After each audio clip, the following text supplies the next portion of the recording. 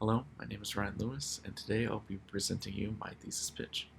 So my first film is titled Pinky Swear, and it is about a high school student named Tyler who one day shows up to school and is extremely sleep deprived, and his best friend Will goes up to him and reveals that he found out he was going to win an award that he wasn't supposed to find out yet until later in the day.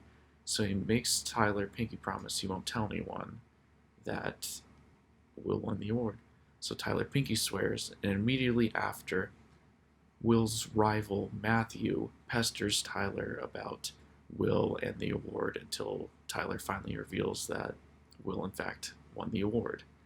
And so, since Tyler broke the pinky swear, that is punishable by death. Because you can break a promise and nothing bad happened, but if you break a pinky swear, that's you broke the ultimate form of trust. So, this thrust Tyler into Act 2, where he begins to experience all these nightmarish visions about death awaiting him, until eventually the nightmares get worse and worse as he goes through school, until finally, at Act 3, he is confronted by the Grim Reaper, who is here to come and collect Tyler. And so he chases him throughout the school until finally Tyler is cornered by the Grim Reaper, and Tyler confesses everything that he did, that he broke the promise, and then everything goes back to normal since Tyler admitted his mistake and he apologizes to Will for what he has done. So here is the key art for Pinky Swear, hinting at the death and despair, destruction to come. And then the title art is also very similar to the key art, and that is also very simplistic and focuses on the pinky swear itself.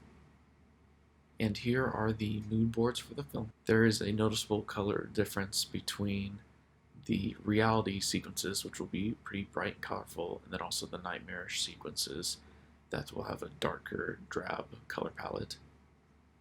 Here are the locations we'll be using inside of a school. Here's the wardrobe for the characters.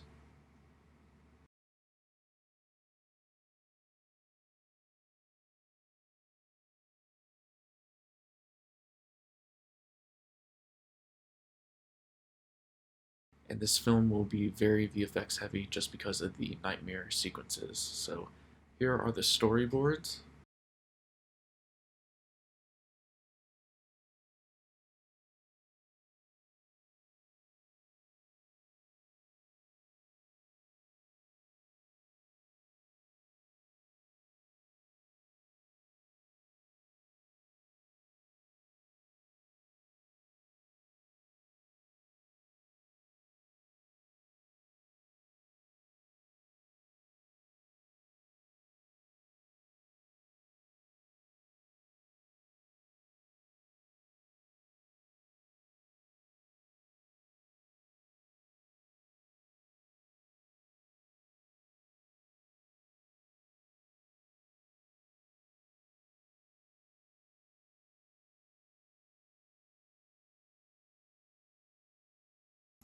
And here is the animatic. Guess what? What? I won! I can't believe I actually won! What, the journalism competition you entered or the FBLA thing? Remember the essay contest where the winner gets to go to DC? That's it! I got it! Great. I was worried Matthew was going to get it. You know how much he's been bragging about how good his paper was.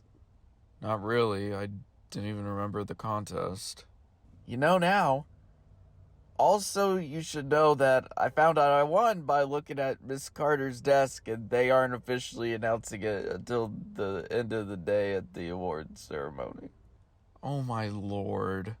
I had to know! The pressure was getting to me! Please don't tell anyone or else they'll find out I looked, and I'm sorry I told you, but I had to tell someone. You really didn't, though. You're right, but just pinky swear you won't tell anyone. It'll make me stop worrying about it.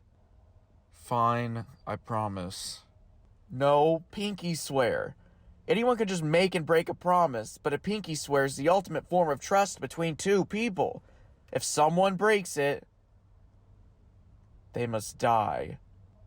Okay, whatever. I pinky swear. Oh, I better get the trig. Thanks again for doing this. And remember, if you tell... I get it. I'll die. Just go to class. Alright, I'm going. I think you need to go to bed earlier or something. You seem tired today. Isn't that a nice idea? Hello, Tyler. Damn it, Matthew, you about gave me a heart attack. I was just in the neighborhood and saw you and Will talking. He seems pretty happy today. Do you know why that is, perhaps? Considering his only two emotions are joy and anxiety, could be anything. It might be because they announced who gets the DC trip this afternoon. He's probably talked to you about it 1,000 times. Yep, he's just nervous and... He didn't look nervous just now, though. He was happy, remember? Okay, but... Maybe he found out he won the contest. You know, I think they tell the winners early. Well, if you already know about it, then why are you being so Thank you for your time. Crap!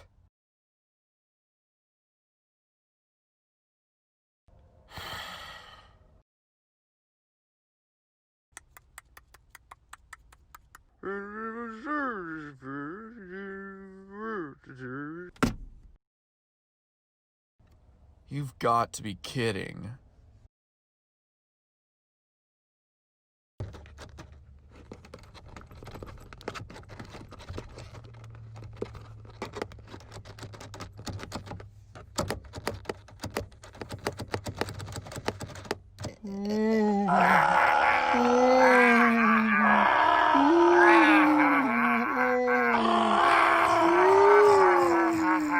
You must die. You know, Tyler, that was my reaction too when I read that Joe decided to marry Friedrich. She obviously should have been with Lori. Can I go use the bathroom?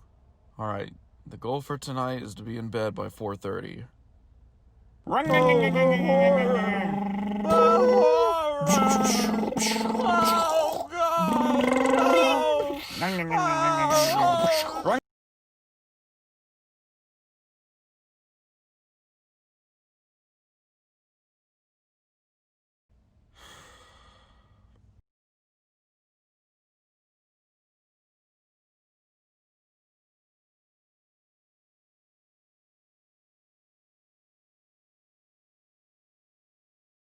Hey, do you want to try some?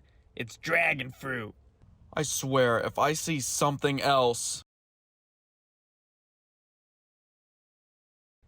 You must die. Crap!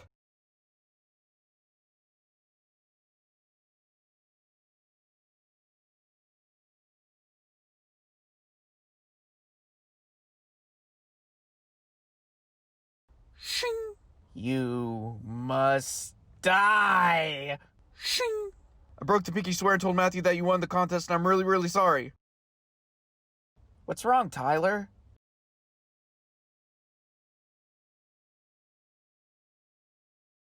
You look like you just ran a marathon. I have to tell you something. I kinda accidentally told Matthew you won the contest. I'm sorry. I was just going to tell you. I guess Matthew already told a bunch of people that I won, and now everyone thinks he was the one that looked at Miss Carter's desk. The coast is clear. Wait. So you're not mad that I broke the pinky swear? Nah, I should have made you promise something dumb like that anyways.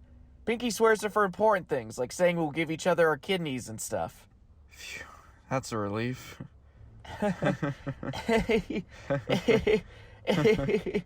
Ow! What was that for? Never make me pinky promise anything ever again. But what about the whole kidney thing? Are you gonna go to the award ceremony? I'll sleep on it. The other film I have is titled Wait, and it is about a young adult named Leo who goes to a parking lot to meet up with his ex-girlfriend Sarah before she moves out of town, just so he can say goodbye one last time and try to save face with her before she leaves. And so the film follows him as he just kind of waits for her the entire day for her to show up, and in the meantime, while he's waiting, he has interactions with different people, including his friend Kayla, who tells him that it's a stupid idea to be waiting for Sarah and that he should just instead come to this party that she's having. But Leo is insistent on staying to wait for Sarah. And so that conversation is actually the thing that really kicks off Leo's story and is the main push into Act 2, where we just follow him waiting for the majority of the day and seeing kind of what he does to keep the time as he's waiting to meet Sarah to see if she'll come and meet him or not in this parking lot. And then right when we reach Act 3, a police officer actually pulls up to Leo's car and talks to him to see if everything's all right with him.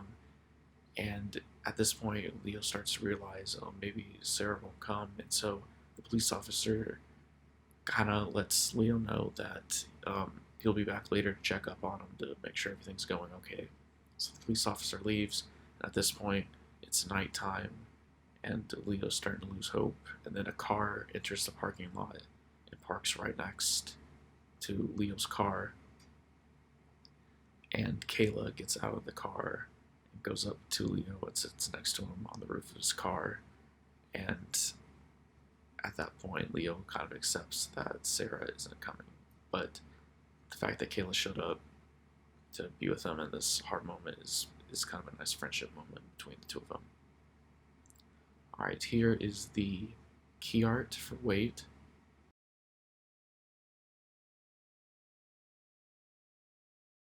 And then the title is a little bit different from the key art in that it has a lot more use of color, and the color represented in the title is pretty much the color palette I'd like to use for the film.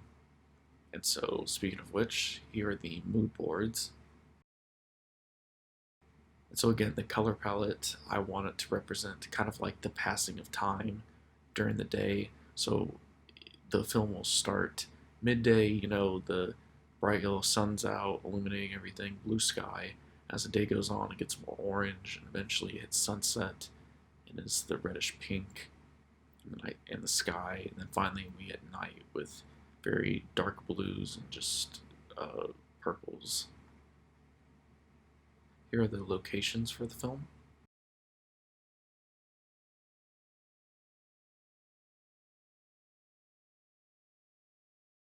Here are the characters' wardrobes.